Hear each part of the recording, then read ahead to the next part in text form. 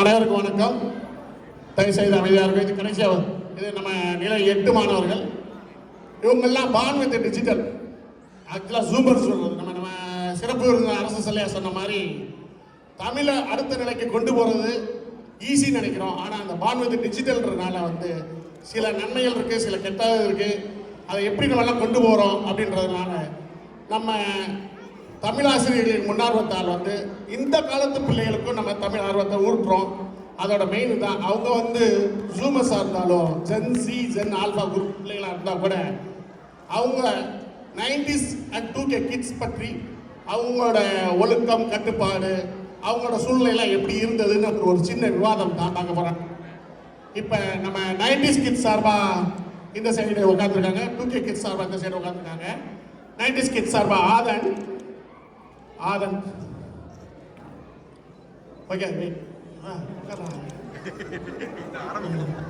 திவ்யஸ்ரீ, கிருத்தின், மீனாட்சி. இந்த side 2K kids சார்பாக பேச வந்திருக்கிறது என்னன்னா தஸ்வந்த், மிருதுலா, கேத்தி, ரோஹன்.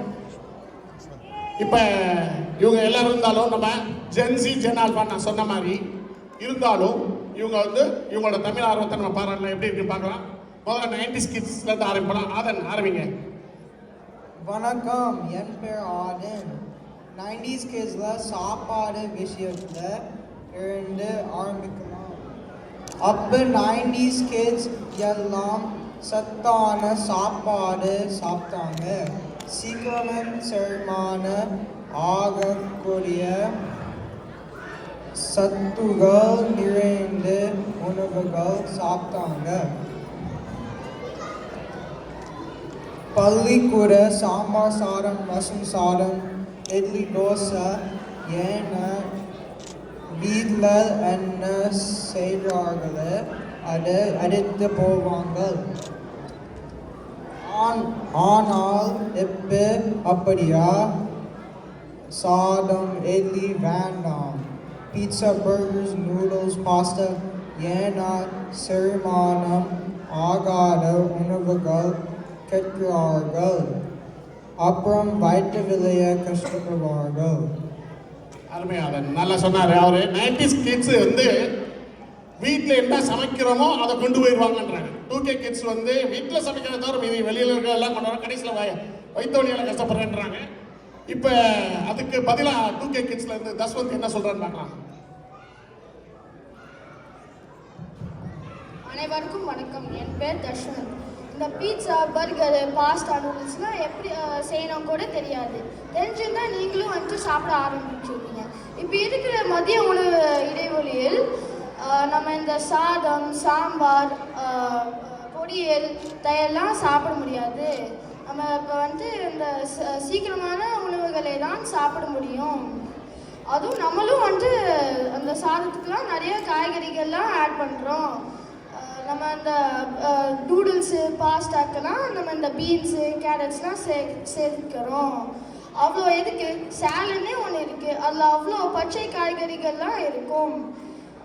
அப்போனா நம்மளுக்கும் நிறைய சத்துக்கள் ஏற்றுக்கிறோம். அருமை அருமை. தஸ்வந்த் அழகாக சொன்னார். நீங்கள் 90s கிட்ஸு நீங்கள் எல்லாம் சாதம் கையெல்லாம் போட்டு குழப்பீங்க, அதெல்லாம் சாப்பிட்டு நாங்கள் குயிக்காக எப்படி சாப்பிட்லாம், கைப்படாமல் எப்படி சாப்பிட்டு போகிறது அப்படின்ற மாதிரி நல்லா பேசினார். அவங்களும் சத்தான உணவு தான் சாப்பிட்றேன்றாங்க. சாப்பாட்டிலேருந்து ஆரம்பித்தார். இப்போ அதை விட என்ன சொன்னார்னா, அந்த காலத்தில் பிட்சா பர்கர் இருந்தால் கூட நீங்கள் அதை தான் சாப்பிட்டு வந்துருப்பீங்கன்னு சொல்லிடுறாரு.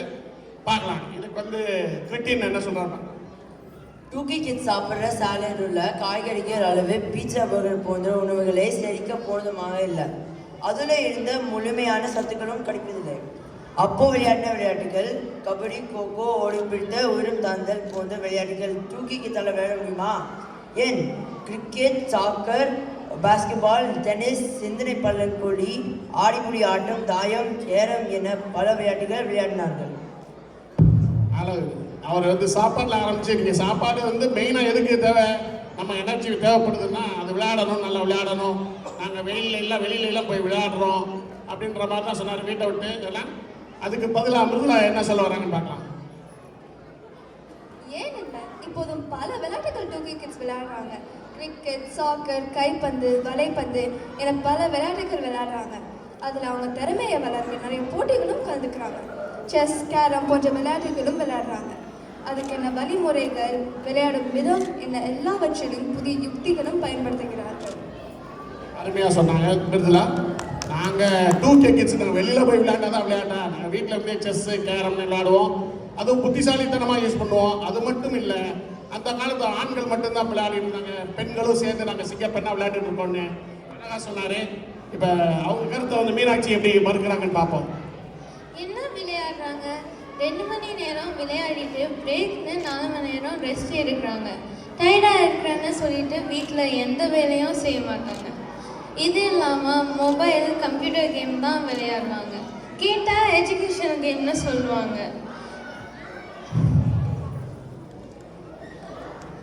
பள்ளிக்கூடத்தில் ஃப்ரீ டைம் கிடைத்த கம்ப்யூட்டர் கேம் தான் விளையாடுவாங்க. இதனால் கண் வலி, தலைவலி தான் மிச்சம். நல்லாவே சொன்னாங்க. நீங்கள் வீட்டுக்குள்ளேயே விளையாடுறதுன்னு சொல்லிட்டு வெறும் எங்கடா கம்ப்யூட்டர் கேம் தான் விளையாண்டுட்டு இருக்கீங்கன்றாங்க. அது போக ஒரு வேலையை சொன்னால் அது ஏன் செய்யணும், இப்போயே செய்யணுமா, அப்போ செய்யணுமா, எப்படி செய்யணும் அப்படின்னு 1008 கேள்வி. அதுக்கு பெற்றோர்களே வந்து அடே நாங்களே செஞ்சுட்டு போகிறோம்டா அப்படின்றாங்க. இப்போ அவங்கள சப்போர்ட் பண்ணி கேத்தி என்ன சொல்கிறாங்கன்னு பார்க்கலாம். இவங்க எல்லாம் அந்த காலம் மாதிரி அம்மி, ஆட்டுக்கல் இதுலயே அரைக்கிறாங்க. எல்லாம் மஷினுங்க. துணி துவைக்க, காய வைக்க மஷின் இருக்கு. ஏன் வீட்டு சுத்தம் செய்ய கிளீனிங் ரோபோட் கூட இருக்கு. டெக்னாலஜி இது இருக்கும்போது நாம் ஏன் வீட்டு சுத்தம் செய்யணும்? அழகா சொன்னாங்க. 90s கிட்ஸ் கேட்டிங்களா? டெக்னாலஜி மூளையை மட்டும் யூஸ் பண்ணால் மட்டும் டெக்னாலஜி யூஸ் பண்ணும் அப்படின்னு சொல்கிறாங்க. அவங்களுக்கு சப்போர்ட் பண்ணி இப்போ ரோகன் வேற சொல்ல போகிறா, என்ன சொல்கிறாரு பார்க்கலாம். 90s கிட்ஸ் அப்போ ஒரு வார்த்தைக்கு மீனிங் தெரியலன்னா டிக்ஷனரிக்கு தேடுவாங்க. அது வந்து நிறைய நேரம் ஆகும். ஆனால் இப்போலாம் அப்படி இல்லை. ஏன்னா வந்து தொலைபேசியில் அவங்க எது வேணாலும் சீக்கிரமாக கண்டுபிடிக்கலாம். சீக்கிரமாக கண்டுபிடிக்கலாம். பாருங்க, அப்போல்லாம் ஒரு குட்டி வேலைக்கு இவ்வளவு நேரம் ஆகும். ஆனால் இப்போலாம் டெக்னாலஜினால எது வேணாலும் சீக்கிரமாக செய்யலாம். அழகா சொன்னாரு. டெக்னாலஜி நீங்கள் வந்து எந்த வேலையும் ஒரு 10 மணி நேரம் செஞ்சால் தான் வேலைன்னு எடுத்துக்கிறீங்க. நாங்கள் டெக்னாலஜின்றதை யூஸ் பண்ணி ஒரு எவ்வளோ ஃபாஸ்ட்டாக எவ்வளோ சீக்கிரமாக நாங்கள் முடிக்க முடியும். திவ்யஸ்ரீ சரிங்களா? எல்லாத்தையும் இன்டர்நெட்டில் கண்டுபிடிச்சா எப்போ அவங்களோட மூளை யூஸ் பண்ணுவாங்களா? அப்போ தான் 90s கிட்ஸை கடைக்கு அமைச்சு தேவையான பொருட்களை வாங்கிட்டு வர சொல்லுவாங்க. 10 ரூபா, 50 ரூபா, 100 ரூபான்னு எவ்வளோ கொடுக்குறாங்களோ மீதி எவ்வளோ ஒரு மனக்கணக்கு போட்டு வீட்டில் கொடுப்பாங்க. என்ன பொருள், என்ன விலை, எவ்வளோ வாங்கணும்னு சொல்கிற திறமை 90s கிட்ஸ்க்கு இருந்துச்சு. அது மட்டுமா, பேரண்ட்ஸ் எவ்வளோ கஷ்டப்படுறாங்க, அவங்க வசதி எவ்வளோன்னு புரிஞ்சுப்பாங்க. ஒரு பொருள் வாங்கணுமா வேண்டாமா, அந்த பொருள் இப்போ தேவையா இல்லையான்னு, அந்த பொருள் கொடுக்குற காசு ஒர்த்தா இல்லையான்னு யோசிப்பாங்க. 2K கிட்ஸ் இந்த மாதிரி யோசிப்பாங்களான்னு தெரியலை. அழகாக சொன்னாங்க. இது ரொம்ப பெற்றோர்களுக்கு ஆறுதலான வார்த்தையாக கூட இருந்திருக்கலாம். 90s கிட்ஸ் வந்து பெற்றோர்களின் பொறுப்பை உணர்ந்து, அவங்களோட கஷ்டத்தை உணர்ந்து, ஒரு பொருள் எங்கே வாங்கலாம், எங்கே நாங்கள் மலிவாக கிடைக்கும், எப்போ எப்படி கிடைக்கும், என்ன மாதிரி வாங்கணும், எவ்வளோ வாங்கணும் அப்படின்ற ஒரு பொறுப்பு உணர்ந்து சொல்லுவாங்க அப்படின்னு அழகாக சொல்லிட்டு, இவங்களுக்கு பதிலாக இப்போ தஸ்வந்த் என்ன சொல்கிறான்னு பார்க்கலாம். எதுக்கு நம்ம மனக்கணக்கு போகணும்? இப்போ வந்து கம்ப்யூட்டரே வந்துச்சு. அப்போல்லாம் நம்ம அண்ணாச்சியே பண்ணிட்டு இருந்தாரு. இப்போ வந்துட்டு கம்ப்யூட்டர்லலாம் வந்துட்டு அந்த என்ன ஐட்டம் நீங்கள் வாங்கியிருக்கீங்க, டோட்டலு, டேக்ஸு எல்லாமே வந்துடும். நம்ம மனுஷங்கள்லாம் வந்துட்டு தப்பு செய்யலாம், பட் கம்ப்யூட்டர் வந்துட்டு தப்பு செய்யாது. நம்ம இந்த காசு வந்துட்டு பர்ஸில் வச்சுருந்தோம்னா நம்ம வந்துட்டு தொலைஞ்சு போகலாம், திருடும் போகலாம். அதுக்கு நம்ம வந்துட்டு கார்லேயும் ஃபோன்லேயும் நம்ம பே பண்ணிக்கலாம். நம்ம இன்னும் கொஞ்சம் வந்துட்டு என்னன்னா பின் நம்பர் மட்டும் வந்துட்டு பத்திரமா வச்சுக்கணும்.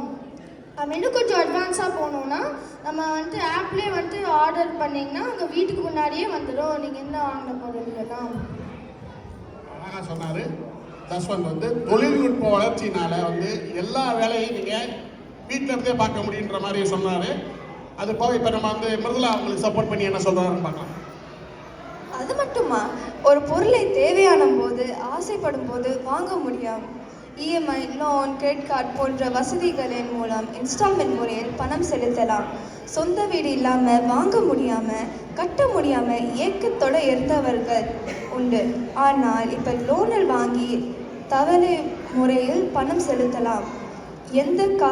அந்த காலத்தில் ஆசைப்பட்டது வாங்க முடியாமல் ஏக்கத்தோட வாழ்ந்தவங்க பலர். வாங்கும் வசதி வரும்போது அதற்கான தேவை இருப்பதில்லை, வயதும் இருப்பதில்லை. அருமை பெருங்களா, அழகாக சொன்னாங்க. ஆக்சுவலாக இது வந்து ஒரு பெற்றோர் கஷ்டத்தை உணர்ந்து சொன்ன மாதிரி இருந்தது 2K கிட்ஸும். அவங்க என்ன சொன்னாங்க, 90s கிட்ஸில் எல்லாமே நீங்கள் சேர்த்த பிறகு தான் வாங்க அப்படின்னா வாங்கவே முடியாது. இன்னைக்கு வசதி வாய்ப்புகள் ஜாஸ்தி இருக்குது, அதை யூஸ் பண்ண பழகிக்கோங்க. நீங்கள் எதைக்கும் பயப்படாமல் நீங்கள் வாங்கலாம். லோன் இருக்குது, பேங்க் இருக்குது, எல்லா ஃபைனான்ஸ் ஃபெசிலிட்டிஸ் இருக்குது, அதனால் வாங்கிடலாம் அப்படின்றாங்க. கிரிட்டிக் என்ன சொல்லுவாங்க பார்க்கலாம். இஎம்ஐ லோன் இது பயன்படுத்தி ஆசைப்பட்ட பொருட்களும் தேவையான எல்லாவற்றையும் நிறைவேற்றிக் கொள்ளலாம். ஆனால் அதன் பிறகு ஏற்படும் நெருக்கடிகளும் தேவைகளையும் கஷ்டங்களையும் சமாளிக்க மனவளமே குறைவு. இப்போ லோன், இஎம்ஐ எல்லாம் சமாளித்து வாழ்பவர்கள் 90s கிட்ஸாக இருந்தவர்கள். ஆனால் 2K கிட்ஸ் அவங்களோட வாலிப வயசுல இதெல்லாம் சமாளித்து வரும் திறமை இருக்குமா என்பது சந்தேகம்தான். கிரிட்டிக் சொன்னார், 90s கிட்ஸ் போல் வந்து 2K கிட்ஸ்க்கெல்லாம் அவ்வளோ தூரம் மன வலிமையெல்லாம் இல்லை. அவங்க ஈஸியாக லோன் வாங்கிடுவாங்க, வசதி வாய்ப்புகள் பார்க்குறாங்க, நாளைக்கு படுற கஷ்டத்தை பார்க்க மாட்டாங்க அப்படின்றாங்க. இப்போ அவங்களுக்கு சப்போர்ட்டாக மீனாட்சி என்ன சொல்ல வராங்க பார்க்கலாம். ஆமாம், இப்போ இருக்கிற 2K கிட்ஸ் அதிக கோவப்படுறவங்க. பொறுமை, சகிப்புத்தன்மை இதெல்லாம் ரொம்ப குறைவு. 90s கிட்ஸ் ஆசிரியர் திட்டுவாங்க, தணிப்பாங்க. அம்மா அப்பா திட்டுவாங்க, அட்வைஸ் பண்ணுவாங்க. எல்லாரோட அட்வைஸையும் ஓரளவுக்கு பொறுமையாக கேட்டுப்பாங்க.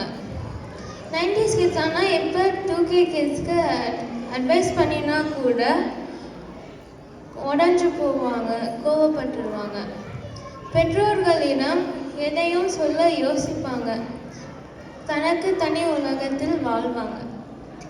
அழகாக சொன்னாங்க.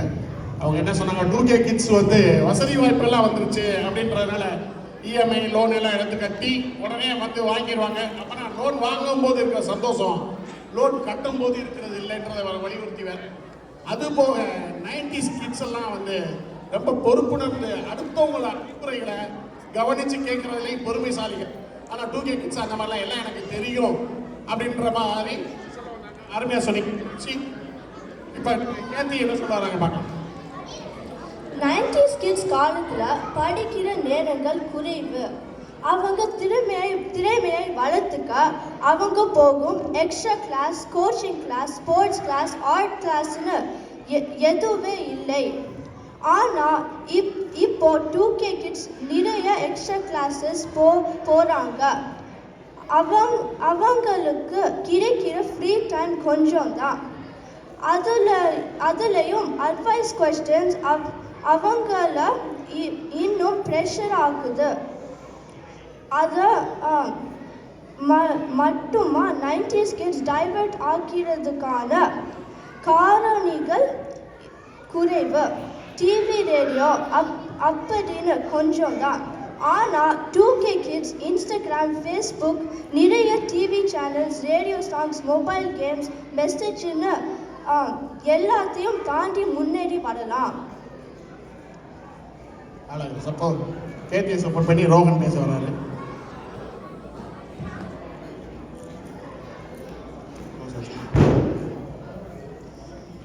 கிட்ஸ் அப்போ வெளியே இருந்தீங்கன்னா யாராக்கிட்ட பேசணுமா ஃபோன் பூத்துக்கு போகணும், நிறைய வாட்டி அது தூரமாக இருக்கும். ஆனால் இப்போலாம் அப்படி இல்லை. உங்களோட தொலைபேசியில் நான் எங்கே வேணாலும் இருந்தீங்கன்னு யார்கிட்ட வேணாலும் உடனே பேசலாம். அப்போல்லாம் அம்மா அப்பாலாம் வந்து அவங்களோட பிள்ளைங்கள் எங்கே போனாங்க, ஸ்கூலுக்கு போனாங்களா இல்லைன்னா வந்தாங்களா என்ன தெரியாது. ஆனால் இப்போல்லாம் உங்களோட தொலைபேசியில் மொபைல் ஆப் வச்சு உங்களோட பிள்ளை வந்து அங்கே ஸ்கூலுக்கு போனாங்களா இல்லைன்னா வந்தீங்கன்னா நல்லா தெரியும். நல்லா அருமையாக சொன்னார். அதாவது வந்து 90s கிட்ஸ் எல்லாம் ஸ்கூலே நம்பியிருந்தாங்க. படிக்க போகணுன்னா என்ன ஏதுன்னு. இப்போ வந்து அறிவை பெருக்கிக்கிறாங்க. படிப்பு மட்டும் ஸ்கூலில் மட்டும் படிக்கிற மட்டும் இல்லை, எக்ஸ்ட்ரா கிளாஸஸ் வச்சு 2K கிட்ஸ் ஈஸியாக போக முடியும் அப்படின்றத சொன்னாங்க. அவங்களோட ஸ்ட்ரெஸ் லெவலையும் சொன்னாங்க. ப்ளஸ் வந்து ரோகன் என்ன சொன்னார்னா, வீட்டில் இருந்தே நம்ம எல்லா பிள்ளைகளையும் எல்லாரையும் கண்காணிக்க முடியும். நம்ம 90s பேரண்ட்ஸ்க்கு வந்து அவங்க பிள்ளைங்க ஸ்கூலுக்கு போயிடுச்சா இல்லையான்னு ஒரு பயம் உணர்ந்துக்கிட்டே இருக்கும். ஆனால் அதெல்லாம் தேவையில்லைன்னு அழகாக அருமையாக சொன்னார். இப்போ கடைசியாக திவ்யஸ்ரீ பேச கூப்பிட்றேன், என்ன சொல்கிறேன் பார்க்கலாம். ஆமாம், என்ன வசதி இருந்தாலும் கிட்ஸ் தப்பு பண்ணுனா, லீவ் எடுத்தா, லேட்டாக போனால் என்னை எல்லாத்துக்கும் பேரண்ட்ஸ் தான் கேள்வி கேட்பாங்க. 90s கிட்ஸ் படித்தப்ப ஸ்கூலுக்கு லேட்டாக போனால், ஹோம்ஒர்க் பண்ணல தான், ஏன் நெகாவட்டில் தான் என்னை எல்லாத்துக்கும் பனிஷ்மெண்ட் கொடுப்பாங்க. 2 முறையில் 3 முறை கிரவுண்டை சுற்றி ஓடணும், முட்டி போடணும், 2 முறையில் 3 முறை எழுதணும், இன்னும் தண்டனைகள் பல. ஆனால் இப்போ மாணவர்களை ஆசிரியர்கள் திட்டவோ தண்டிப்பதோ கிடையாது. அவங்க தப்பு செஞ்சாலும் பேரண்ட்ஸ் தான் பொறுப்பு. என்ன ஒரு கொடுமை, 90s கிட்ஸ் ஆயிருந்தப்பையோ அவங்க தான் திட்டு வாங்குறாங்க, பெற்றோர்கள் ஆனதும் அவங்க தான் திட்டு வாங்குறாங்க. தேவிஸ்ரீ ரொம்ப நன்றி, அழகா சொன்னாங்க. இந்த ஒரு ஆசிரியர்களுக்கும் பெற்றோர்களுக்குமான பொறுப்பு வீட்லேயும் சரி பள்ளிக்கூடத்துலையும் சரி, நம்மளுக்கு ஒரு மாணவரை சீரான மாணவனா ஒழுக்கமான மாணவனா ஆக்குவது பெற்றோரின் ஆசிரியர்களின் கடமைன்றதை அழகா அருமையாக சொன்னாங்க. என்னதான் இருந்தாலும் அவங்க 90s கிட்ஸை பற்றி 2K கிட்ஸ் பற்றி பேசினாலும் நாங்கள் எங்கள் தமிழ் பள்ளி மூலமாக இன்றைக்கு உள்ள ஜென்சி பிள்ளைகள் தான் உயர்ந்தவர்கள், அவங்க ஒழுக்க சீலர்கள், நல்லா ஈஸியாகவும் எளிதாகவும் கற்றுக்கிறாங்க, பொறுப்புணர்ந்து செயல்படுறாங்கன்றதை நான் இதோட சொல்லிக்கிறேன். தயவுசெய்து எங்களை 8 மாணவர்களுக்கு ஒரு பெரிய கரவாசை கொடுக்கலாம். நன்றி. இதை கட்டமைத்து கொடுத்த போனா பேரண்ட்ஸுக்கும் நன்றி.